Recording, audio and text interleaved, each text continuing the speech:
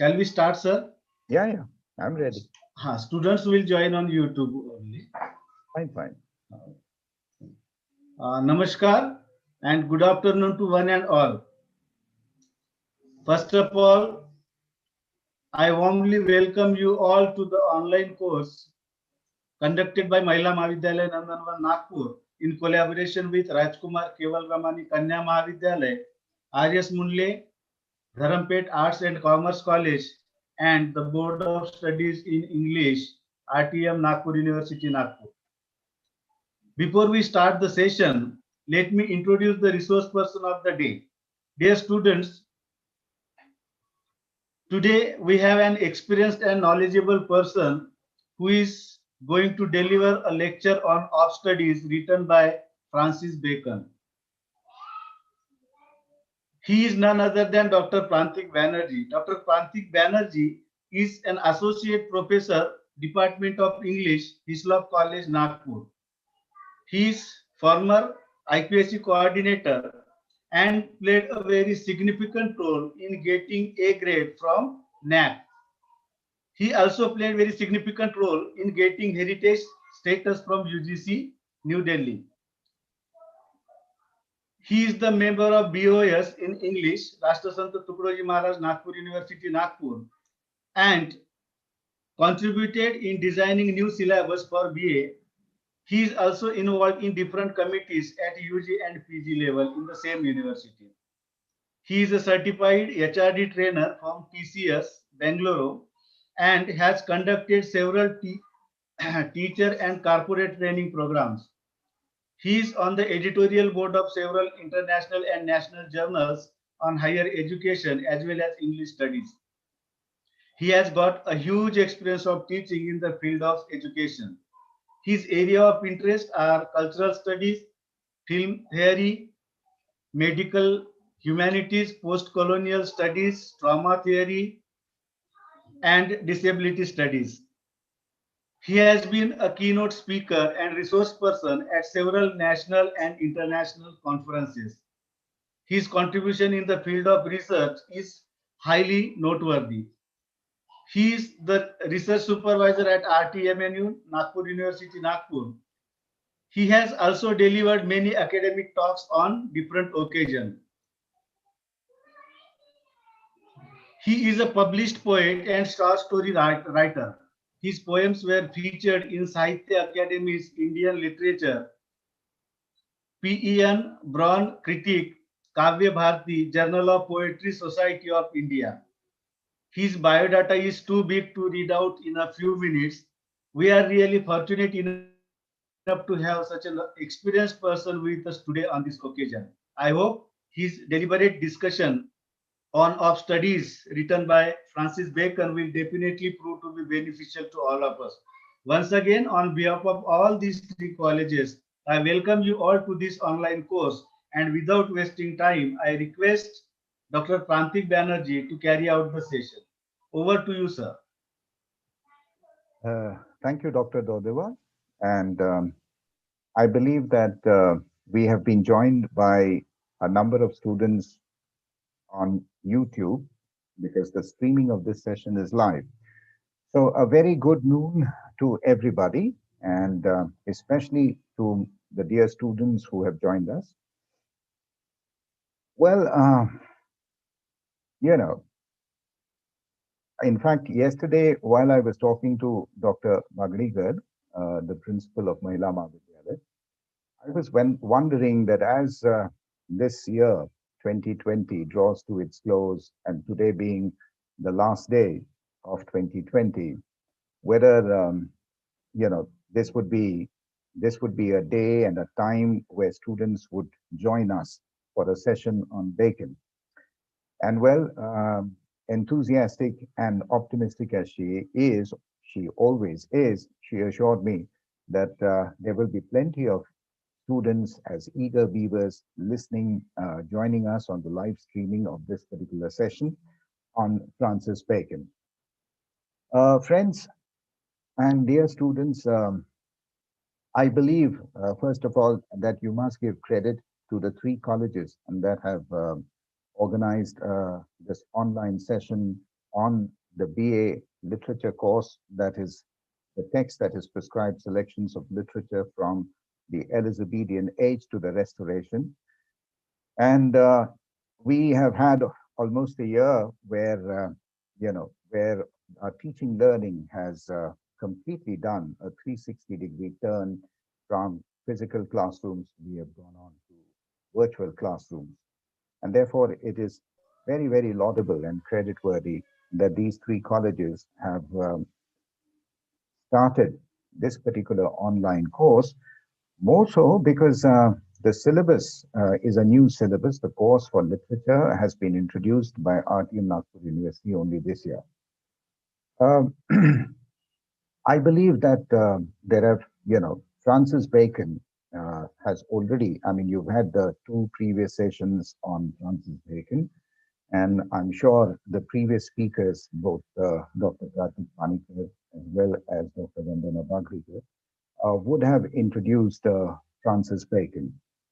Well, what therefore, I will, rather than repeating a few things that they might already have covered, especially the biographical details or the details about the life and times of Francis Bacon, what I would try to do in the next 45 minutes is probably take you through one of the most interesting selections from his writings, and that is of studies. Since you're in your syllabus, the text prescribes four essays by Francis Bacon covering topics as wide-ranging as of friendship, of adversity, of travel, and of studies. Well, it's going to be very interesting because of you already having the background and an overview of the life and times of Francis Bacon. But rather than jumping straight into the text, and I hope those of you who have joined us do keep the text open because we are going to do a detailed and a close reading of the text in order to understand the literary merits of why Francis Bacon is considered to be one of the greatest writers of English literature, as especially of modern English prose. Um, Before I do that, I think I'll share my screen with you. Give me a minute.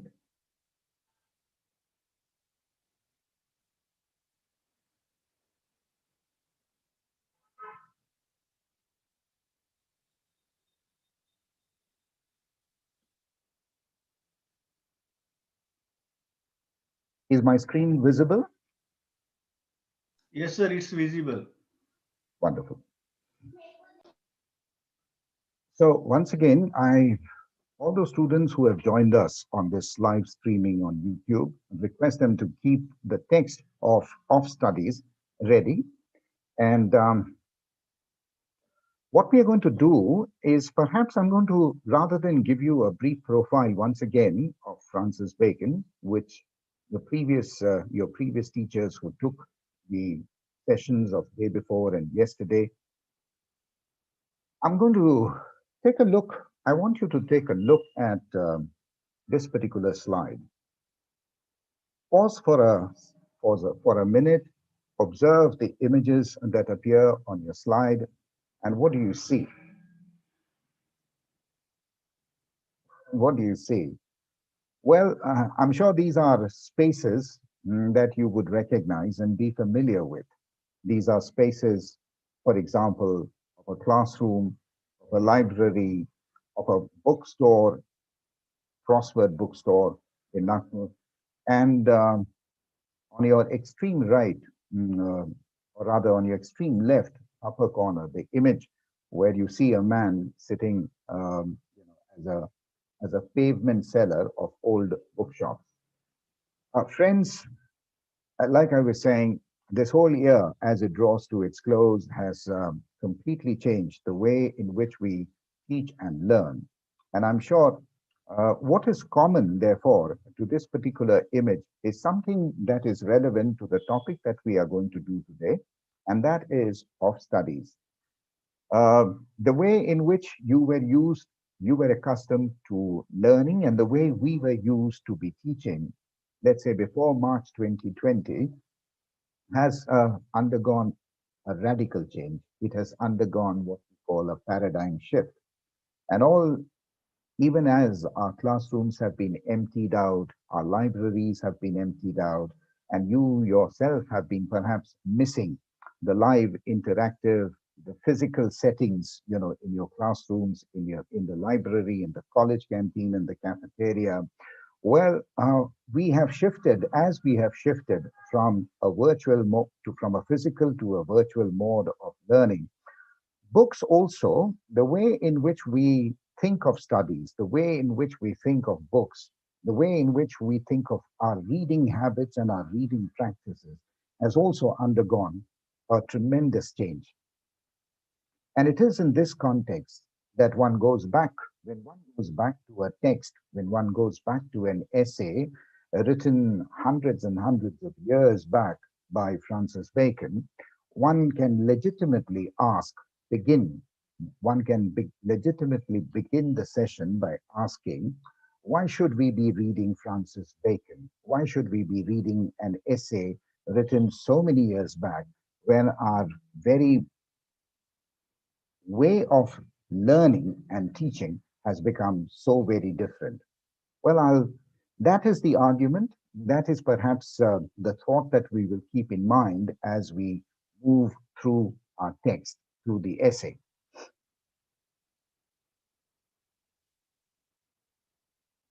Well, here is another surprise for you. Rather than going once again, dipping straight into the text, I do want you to take a look at the questions on the slide.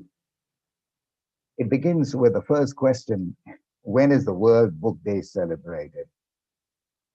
I asked this question, with a purpose, and that is, since we are doing an essay on studies, and studies are about reading, and reading are about books, I wonder whether how many of you who are joined on in this session, how many of you do know when is the World Book Day celebrated?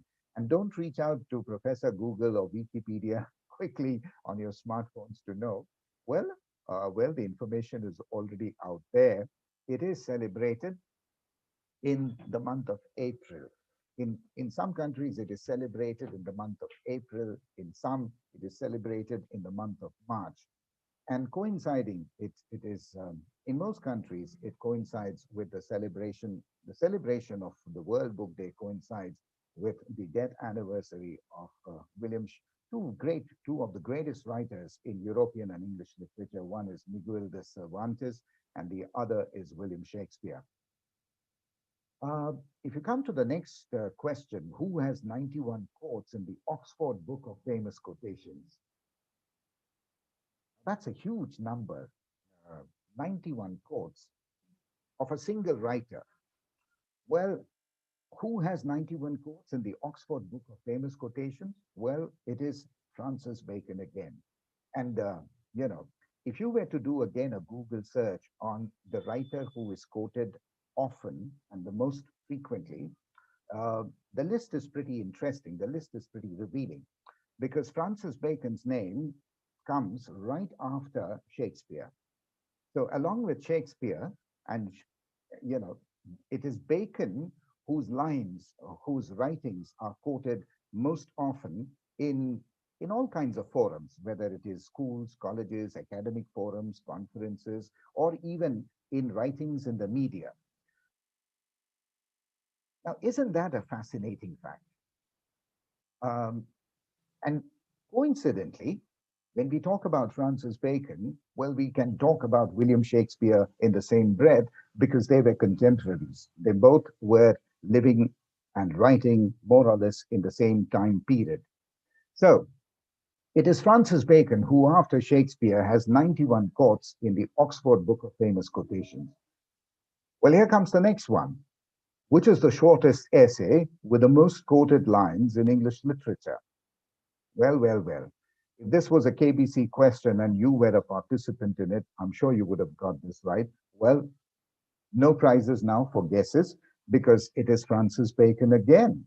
And which is the shortest essay? Of course, there have been, Bacon has written several essays, almost more than 50. I think the number is around 58. And the shortest essay, in fact, is the one that you're going to study of studies. But it's not just the shortest essay, it is the shortest essay with the most quoted lines in English literature, and some of which we will come upon when we read the text. All right, here is another fact before we read Of Studies by Bacon. A couple of years back, Stanford University conducted a survey, and what they did was the purpose of their survey was to find out who was the greatest, who was which thinker, writer, and philosopher had the highest IQ among the most brilliant minds of the Elizabethan age. Now, don't ask me how they did it. I'm not a computer expert nor a software professional, but the people who were involved in this survey crunched up some numbers, made software, and what they did was they looked at the entire uh, gamut of writing written by some of the best minds of the 15th and the 16th, of the 16th and the 17th century. And guess what? Who came out top of the charts? Francis Bacon again. It was Francis Bacon who, through his writings and through the survey conducted by, like I said, crunching numbers and pulling the text onto a software, that the Stanford University, the people who did the survey in Stanford University, unanimously declared that the man with the highest IQ from the Elizabethan age was none other than Francis Bacon.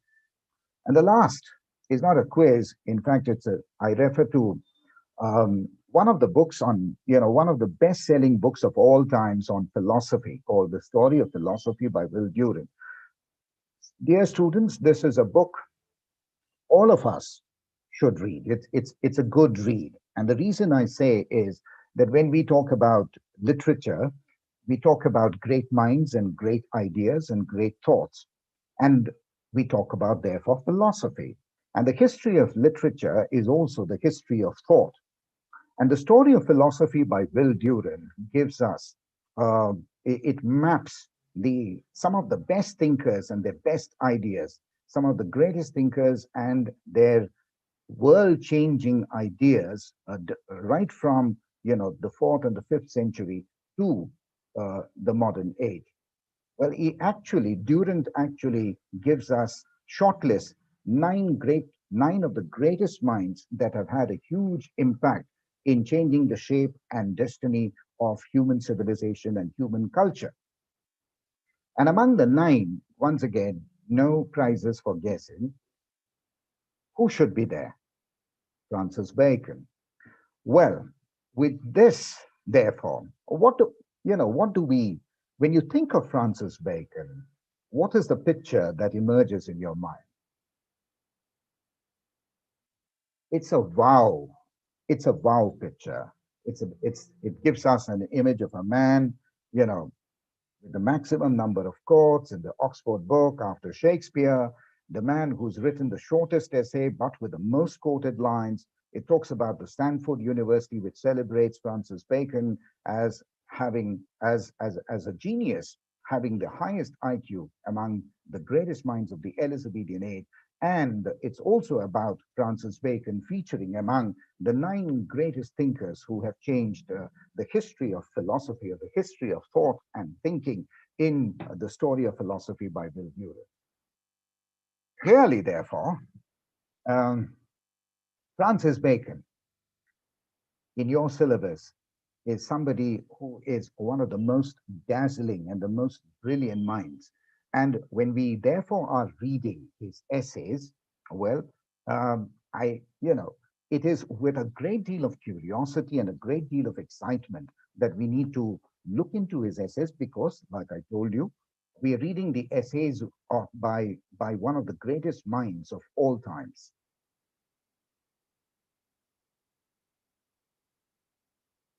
Well, as much as probably you already know about Francis Bacon, his life, his career, his writings, because this is the third lecture on Francis Bacon in this series.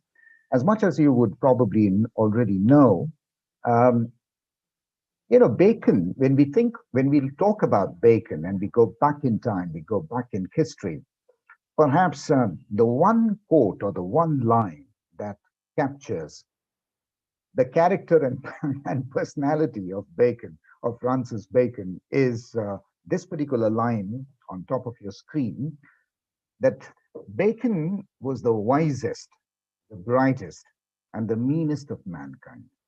Oh, wow. Wisest and brightest, of course, I mean, that probably you already have got it from the number of things that I mentioned in the previous slide. Uh, Highest IQ, greatest mind, etc., etc. So it's easy to understand that Bacon is probably the greatest thinker of the Elizabethan age. But meanest of mankind, rarely do we find these three adjectives, one following the other in conjunction, to describe the character and personality of a man. But that makes Francis Bacon such an enigmatic figure. That makes the figure of Francis Bacon such a puzzle, and therefore, as students of literature, it triggers our curiosity. It makes us want to know more about this man who was undoubtedly the wisest, who was undoubtedly the brightest. But then, with a doubt in our minds, how is it that the wisest and the brightest man of the Elizabethan age was also called the meanest of mankind? Well, that's another story. But I won't ask you to go into too much details about the biography of Francis Bacon. But suffice it is to say that this particular line, it's a line, in fact, that you know that was written by Alexander Pope, famous poet of the late 17th and 18th century. It was Alexander Pope who summed up the personality and the character of Francis Bacon in this line in an essay on man. Well, meanest of mankind. This particular phrase is important as an introduction when we are reading of studies, particularly, or for that matter, any of Bacon's essays. Bacon was not just a writer, was not just a philosopher, but he was first and foremost a politician, a statesman, and a lawyer. That's important for you to remember. And if you if you if you Google and go on to the life sketch of Francis Bacon on Wikipedia, you will get all the details about about how Bacon, although he was born in a very privileged family, and went on to climb and make it to the highest position in the during the reign of Queen Elizabeth, and that is the Lord Keeper of the Seal, and the attorney and the position of the Attorney General. Well, in spite of his stellar career graph, mm, uh, Bacon did not at all have it easy. In fact, when until the early or the late 30s, as he struggled. He struggled to make it to the top. He struggled to make a successful career, and time and again, he had to meet with failures and disappointment. He But when he did make it as first as the Lord Keeper of the Seal, and then became the Attorney General, and there were a heap of titles that were conferred on him, first by Queen Elizabeth and later by the next king, King James I. After a heap of titles were conferred upon him, he occupied one of the highest and probably the highest legal position in England. And it was, as he moved up the ladder of success, it is said that he was corrupt, that he was, as a judge, as he was not averse to taking bribes, that he also, many a times he used deceit and cunning. He manipulated and, and maneuvered his way in order to occupy some of the highest positions in the land. But that is a different story. Um, Probably that is the reason, however, that he was called the meanest. He is also called, probably unfairly, the meanest of mankind, at least of his times, because, as I said, the charges of corruption, of bribery, of ill-gotten gains stuck to him. And when he was taken by his enemies to the court of law, he confessed and admitted that yes, he was corrupt, that yes, he had taken bribes, and yes, he had participated or rather connived in doing a lot of things that were not fair, that were illegal.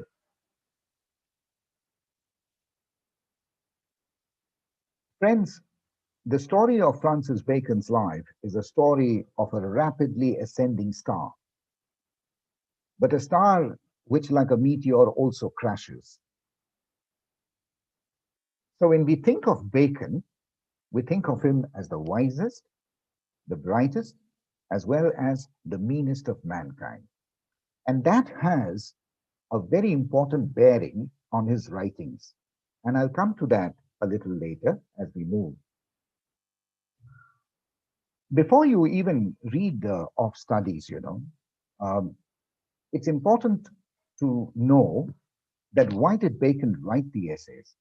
I'm sure by now you already know from your previous sessions on Francis Bacon that he's called the father of modern English prose. He's called the father of the English essay.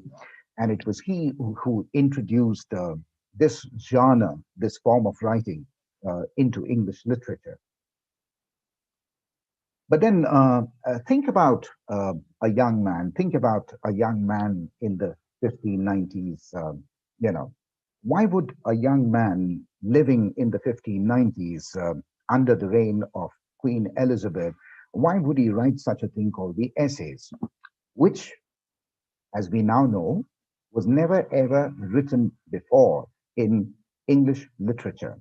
In fact, Bacon took the inspiration of introducing a new kind of writing or a new form of writing in English literature from a French writer named Michel de Montaigne. It was from him that he got the idea of writing, of putting down his thoughts and deliberating on his ideas in a new kind of prose, which Montaigne called essai, and he also named it as, borrowing from Montaigne, he also named his writings as essays. Uh, what you see on the slide is a facsimile of the, um, the collected edition, the first collected edition of Bacon's essays. Uh, there were several editions. The initial edition has had fewer number of essays, but then I think in 1626 came the final and collected edition, which had as many as 58 essays. But the interesting thing here is to find out, to know perhaps, why did Bacon write these essays, or who were his target readers, who were his target audience, and why did he write these? Well, like I said, Bacon himself was a career climber. He was a man who had great ambition, who aspired to occupy uh, the top positions of the land. And therefore, when he was writing essays, these essays were not, initially they were like written by him in the form of diaries. Bacon, remember, was also a lawyer.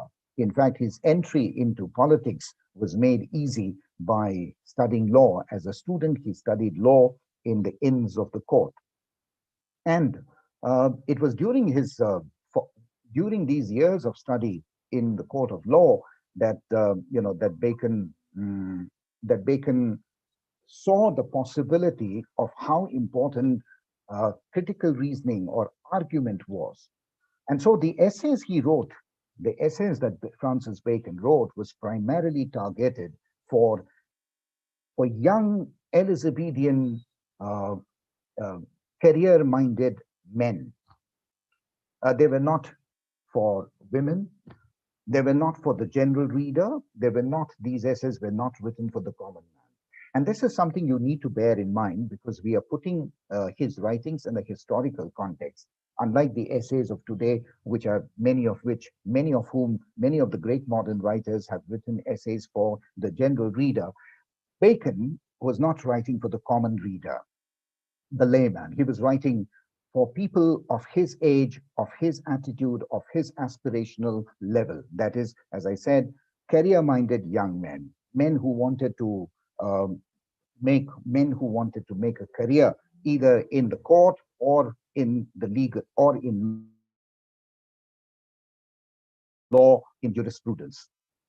And therefore, the subtitle of his essays, they're called Counsels, Civil and Moral.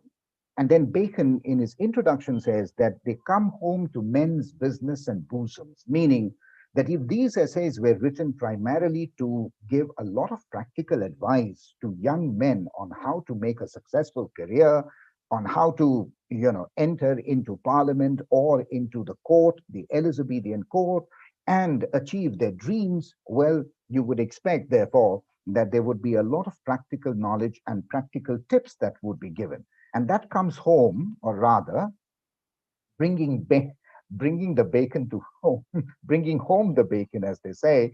Uh, these are essays that were, as I said, written for career-minded young men, and therefore they appeal to men's business and bosoms.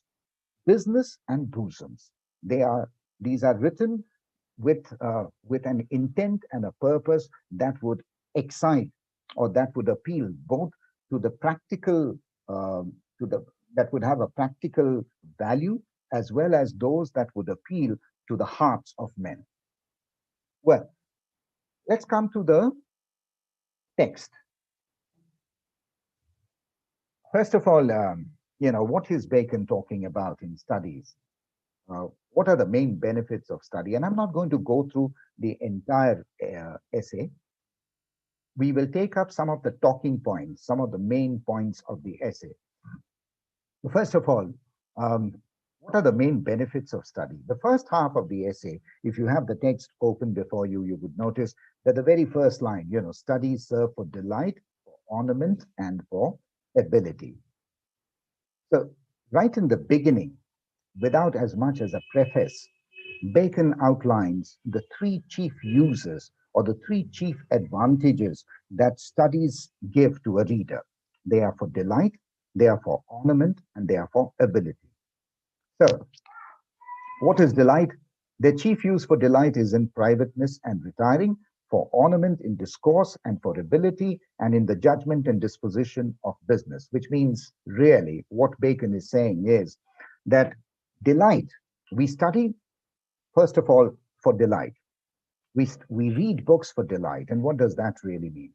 That we read it as a pastime, as a leisurely activity. When we are all by ourselves and we wish to forget the world of cares and worries, what do? We sit in a corner, we go to our favorite space in our homes or in the library, perhaps, find a quiet corner, and maybe sometimes even now, even if you if you remember your lockdown days, perhaps you would cuddle yourself onto the bed with a book in hand. That is delight. Study that is not serious, but that entertains and that amuses us. Studies are also have another purpose, another use, and that is for ornament. Well, think about the greatest speakers.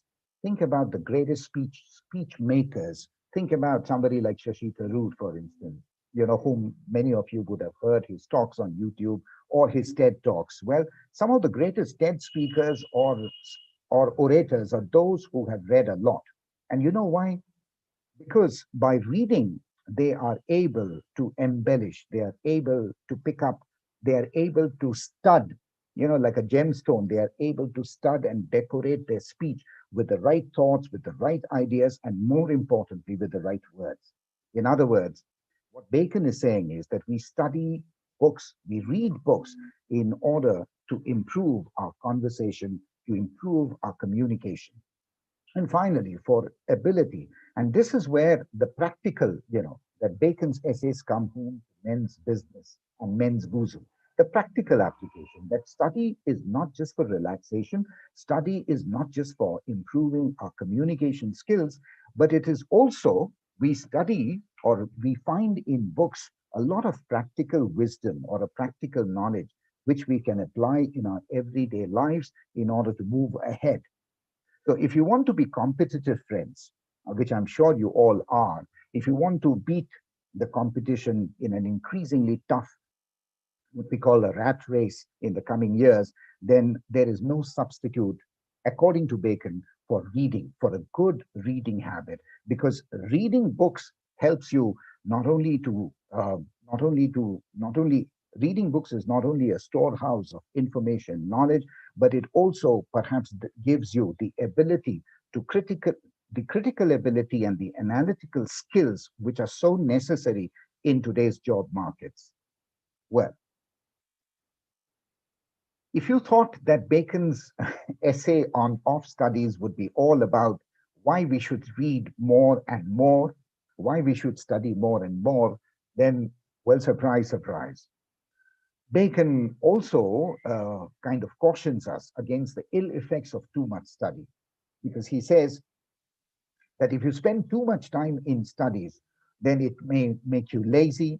If you use too much of your reading for garnishing or for decorating your conversation or decorating your talk, then that talk might appear to be artificial. It might not appear to be genuine and therefore not appealing. And finally, um, if you're relying everything that you are at, everything that you want to do in life, if you fall back to a book, you open a book in order to find out what should I, what should I do next, then that, he says, is the humor of a scholar.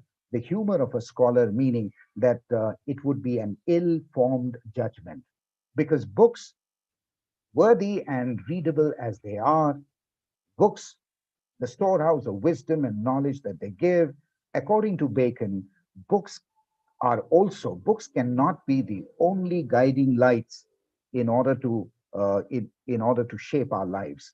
In fact, there is an equally important element that goes with books, and that is experience. So studies are important, but they cannot be the only they cannot be a substitute for experience, because too much of bookish learning would only turn somebody into a bookworm. It's like an engineering student reading up all his textbooks, taking his exam and passing with flying colors, but not knowing how to change a fused bulb. So for Bacon, the real worth of studies is not only for amusement and pleasure, it is not only for improving one's communication or conversational skills, but it also must have a practical use. And therefore, like a do-it-yourself book, like the do-it-yourself books that have become, that are so popularly available and that are so popularly read by thousands and thousands of readers today, well, Bacon's essays also are like DIY books, because they give you so much of useful advice on how to practically plan and map out your lives. So, study more or too much study? Well, what Bacon is advising in his essay of studies is to make a balance, is to strike a balance rather. That, well, a life without books will make the mind ill-formed, will make a poor mind and a poorer life. But on the contrary, a life with an over-dependence only on studies is also likely to take away from the reader or take away from the person the real meaning of life. So what does he say? Well, read right. Not only read, but read the right books and read the right way. And again, uh, an interesting line that takes us to the second part of this essay is where he says that why do crafty men condemn studies, simple men admire them, and wise men use them? He's cautioning us again here that crafty men condemn studies,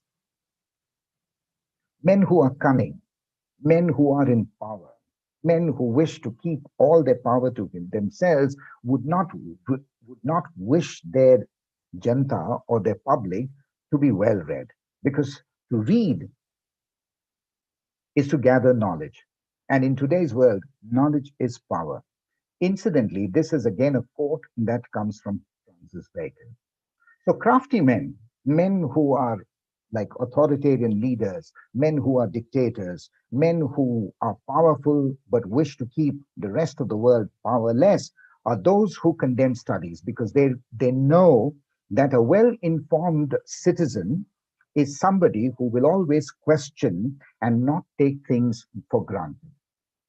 So if you, as students, if you really wish to understand the politics of everyday life, well, you should be reading more to be aware, to become aware of your duties as well as your fundamental rights. And that is the reason why crafty men, cunning men, men who wish to keep power all to themselves condemn studies. Simple men, well, simple men are men who look at books only in awe and look at it as something that is beyond them. And wise men, therefore, men who are wise, are those who read books not just for information, but those who read books in order to apply the ideas and the skills and the insights from their reading into their real lives, into their practical lives. The third part of the essay on studies, Bacon comes to another important point. What should one not read for? Remember that Bacon, most of his career, was a le- was a lawyer, was a jurist, and then no less than the solicitor, no less than the attorney general in Queen Elizabeth's kingdom. And so, what does a lawyer, what does a lawyer do? A lawyer, first of all, when a case comes to a lawyer, a good lawyer, a successful lawyer, looks at both the pros as well as the cons. Take the matter, for example, of you being a good debater. A good lawyer is also a good debater. A good lawyer is also a good liar. No, no, no, I was just kidding. But take the case of a debater, right? What does in when you're participating in a debate, what do you do? Even if you choose to speak for and against, to speak for and against, you must know the arguments both for and against before you take your own position. Bacon's essays, friends, are like disputations, are like these debates where Bacon presents both sides of the coin, presents arguments for and presents arguments against. And therefore his essays are such a delight to read, because we it is not just taking a position and delivering or writing about ideas with a particular slant. He gives both sides of the story. And so in the third part of the essay, he says, what should not one read for? And the line he says is, read not to contradict and confuse. You know, there are people who read up, people who drop names, who have this habit of dropping names and dropping statistics and quotes. They would tell you in the middle of a conversation, they would say, "Oh, I was reading the Indian Express of last Sunday, and on page such and such, there was this article by such and such, and in that article, this is what the argument, or this was the piece of information that." I mean, that is flashy. That is showing off. So he says, read not to contradict and confute. The purpose of reading is not an armory, it's not an arsenal by which you arm yourself like with weapons in order to counter or disagree with the first person. Reading shapes our minds. Your mind becomes well formed with ideas, insights. And it also, as I said, sharpens your ability to think for yourself, think critically and think your own for yourself. And a thinking mind, therefore, does not immediately disagree. It agrees to disagree, but does not outrightly reject. other people's ideas because they come from other people, nor to believe and take for granted. Like I said, good reading, according to Bacon, makes a good citizenry. Studies help us. Studies introduce us to the world of knowledge, but they also make us aware of what, that we should be questioning constantly. Niels Bohr, a very famous scientist, way back in the 1940s, an atomic scientist, he won the Nobel Prize for physics. And once he was asked, on winning the Nobel Prize, he was asked by a journalist, what is the secret of your success? You know what he said? He said that when I was in school, every time I would come back from school, the first thing my mother would say is, Neil, which question did you ask today in the class? Friends, asking questions comes from reading. It comes from studies. And therefore, it is when you read more and more, you have more and more questions. We read not just to find answers, but also we read in order to find more questions. And finally, what does therefore uh, Bacon advise? What does he advise to the good reader? He says, we should read in order to weigh and consider. We should not be, reading should not make us prejudiced. Reading should not make us reject other people's ideas and opinions just because they come from other minds. But reading should be one that should make us weigh and consider. It should lead us to look at both the pros and cons, the advantages and disadvantages, the two sides of the coin, as I said, and lead us to judge in a balanced, judicious manner. Well, this is again out of the 91 quotes, famous quotes that I said Bacon, that you would find of Bacon in the Oxford Book of Famous Quotations. This is probably one of the most quotable quotes of Francis Bacon, that some books are to be tasted, others to be swallowed, and some few to be chewed and digested. Therefore, food for thought. Friends, we are in an age where there is an explosion of information.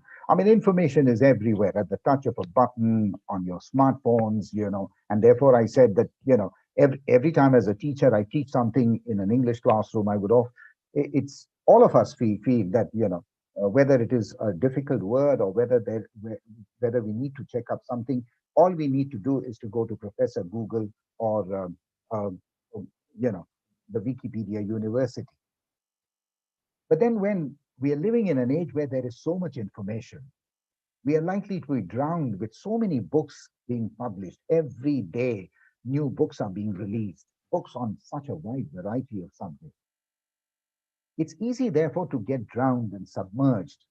And so it's not enough just to read, but to be a discriminatory reader. It's not just enough to be a reader, but it is Bacon, according to Bacon, it is also advisable to read, to be a discriminatory reader. And therefore, he says that some books are to be tasted.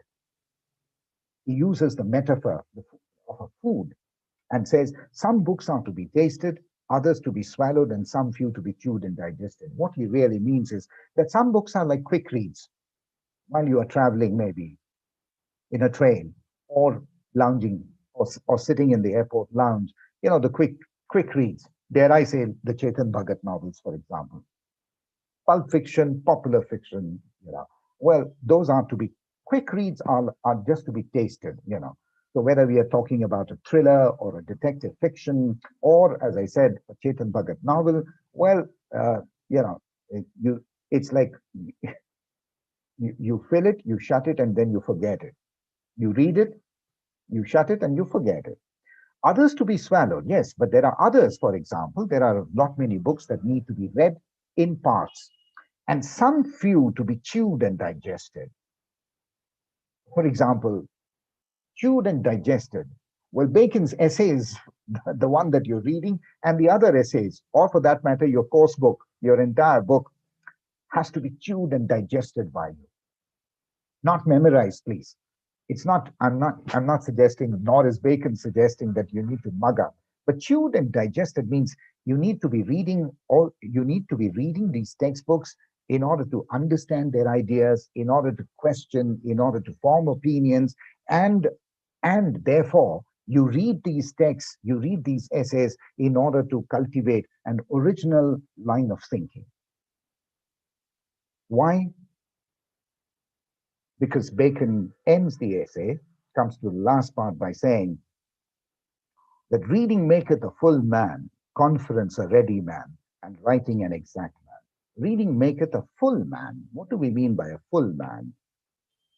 A full man is a well informed mind, a mind that is polished, a mind that is cultivated, a brain that is cultivated, a, a, a mind that is polished, a mind that has the ability to assimilate ideas from different realms of thought, and to be able not just to assimilate, but also a mind that is sharp enough, that is sharp enough to gather ideas, but at the same time generate or produce or create ideas. A full man, therefore, is somebody who reads in order to be innovative, in order to be creative. Conference? Well, as I said, conference makes a ready man. Somebody who's a man who has a silver tongue. Take Shashi Tharoor for that matter. Well read, conference makes him a ready man. Conference meaning the art of public speaking. In Bacon's times, rhetoric was an important skill. Well, even in today's times, think of any politician, or the good ones rather. Think about think about Tharoor as a politician as well as an orator. Conference as a ready man, meaning somebody who has his intelligence, who uses his intelligence, knowledge, and his wit in order to give us a stirring speech. And writing, an exact man. Writing, yes. Writing is somebody that writing is a skill that polishes, that allows, or rather, that hones our skill to put our thoughts in a clear, cogent manner. Finally, in this essay of studies, friends, Bacon looks at the wide range of subjects of his times, rather, and then tells us which subject, books of which subjects would benefit you, would be useful. So history would make men wise, because when you read history, because history repeats itself, when you read history, you're not likely to make the same mistakes of the past. Poetry, well, he advises that we should read poetry because it makes us imaginative. It releases the mind, it releases our imagination, and as we say, makes us soar on the flights of fancy. Mathematics in Bacon's, well, mathematics makes our mind, our brain sharp and incisive.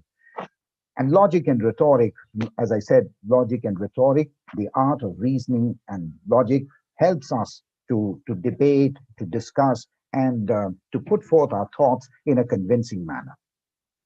Well, lifelong learning, what Bacon therefore is suggesting is that studies is not just for information and knowledge, it is to learn, to keep on learning, to keep on reading books, because only through books, by reading books, by gathering knowledge, as well as putting them forth in experience, we master the art of living. Style is the man. Well, why are Bacon's essays still being read? What makes his essays such popular reads even today? Well, Bacon's essays are what is written in an aphoristic style, which basically means that he has this ability, Bacon has this wonderful and unique ability to compress the maximum of ideas in the minimum of lines. This, friends, is written, therefore, this style of writing is called an aphoristic writing, where every single line, if you read of studies, seems to be like a proverb or a maxim or a pithy saying. So, um, you only have to open any essay written by Bacon, and you will find hundreds of lines, lines that cling to your memory and fire your imagination.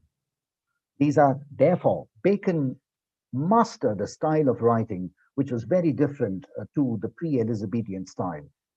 He was able to put, as I said, the best, you know, the greatest of ideas in the shortest of lines. So condensing and distilling ideas and writing them, putting them forth in precise and concise language is something that we can learn from reading Bacon's essays. Remember the essay that you wrote perhaps in school, write an essay in 250 words or 500 words. Well, if you want to do that, or if even now, if you want to improve your essay writing ability, you got to go back to Bacon and read any of his essays, and you will find many of the skills that you still can learn in writing a good essay in 250 words. Well, I close today's session on Francis Bacon. You know, look at the slide, especially the quote, "Life without books." It's not from Bacon, but life without books is like an unsharpened pencil. It has no point. Um, you know, for personally, as a, not just as a teacher, but as an avid reader, um, reading reading books has been, you know, I've been reading books from the last Jurassic age. And every time I read a book, it's like, it's not just turning a page, but opening up an entire universe of knowledge, of ideas. And so, friends, reading off studies by Bacon should be the pathway, should give you the pathway. It should open the door. It should inspire you to read and read and read and put those readings into practical use. So whether you're doing your BA literature, whether you are thinking about the next career move after you complete your graduation, or whether you're thinking about facing an interview in 2 years' time, maybe thinking about your first job interview, where the interviewer asks, "So, what are your hobbies?" And if you say reading, and you mean it well because you have read, well, trust me, that is, standing out as a face in the crowd. So this is what Bacon would want if he were alive, or if he came back in spirit to teach you students about the importance of studies. He would say, study, but not just for study's sake. Study to, to fire up your imagination, study to sharpen your intelligence, and study to climb the ladder of success and be ahead of the competition. And if Bacon were to be with us in spirit as the year draws to its close, what should be your New Year resolution? What would reading Bacon's essay of studies make you want to do in 2021? And these are a few tips I'll leave you with. If you're thinking of making a resolution, you know, on the last day of 2020, my tip to you would be create a good read account. Go on to onto the internet and create a good read account for yourself, because it gives you threads, it gives you it gives you in an instant, it gives you what are the most read books, what are people reading, what are they and then what are they writing about. So it gives you a pretty good idea of books that are making news. Pick 12 books right at the beginning this year, or rather the next year. Make a list of books, 12 books that you would want to read every month. 12 books. Set yourself a kind of a moderate challenge, reading challenge, and make reading 12 books the goal for 2021. Well, there are other things that I've put as tips. Hopefully, very soon, I always ask my students in the Hislop, when was the last time they read a book cover to cover without visiting the Louvre? I would want you to be excited about the world of books, because because as one of my um, um, as a character from one of my favorite movies called Dead Poet Society, a professor named John Keating tells his class of students, he says, no matter what anybody tells you, words and ideas can change the world. And I leave this thought with you as I conclude today's session.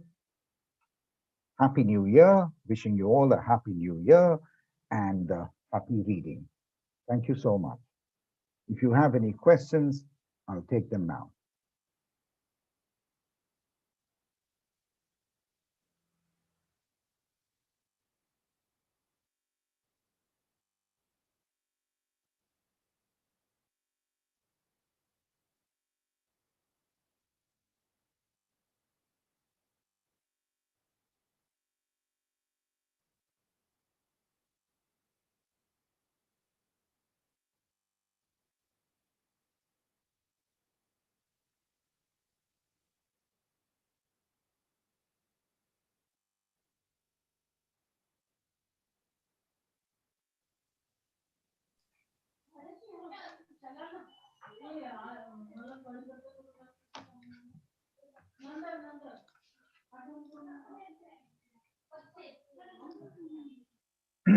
Dodeva sir, Yes, sir. if there are any questions on the chat Yes, box, yes. That's what I am looking. Dear students, if you have any question, you can drop your questions in your chat box. I will read and sir will answer them.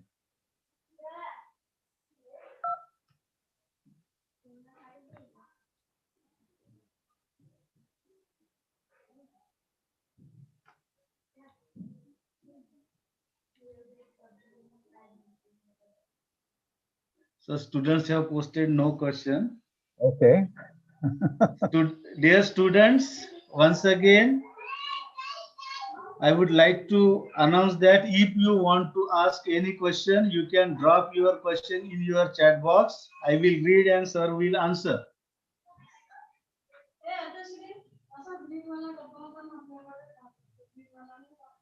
Actually, students are on YouTube, na sir. Most of the Okay. students do not know the option Right. with the It's help all of. right. Okay. Since I can Anyway, post them later also. Yeah. yeah. Thank you, sir. Thank you very much for making a wonderful presentation on of studies written by Francis Bacon.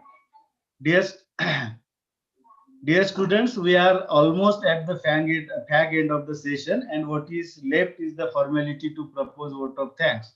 So, on behalf of Mahila Mahavidyalaya Nandanwar Nagpur, Rajkumar Keval Ramani Kanya Mahavidyalaya Nagpur, R.S. Munle, Dharampet Arts and Commerce College Nagpur, and the Board of Studies in English, RTM Nagpur University Nagpur, I express my deep sense of gratitude to Dr.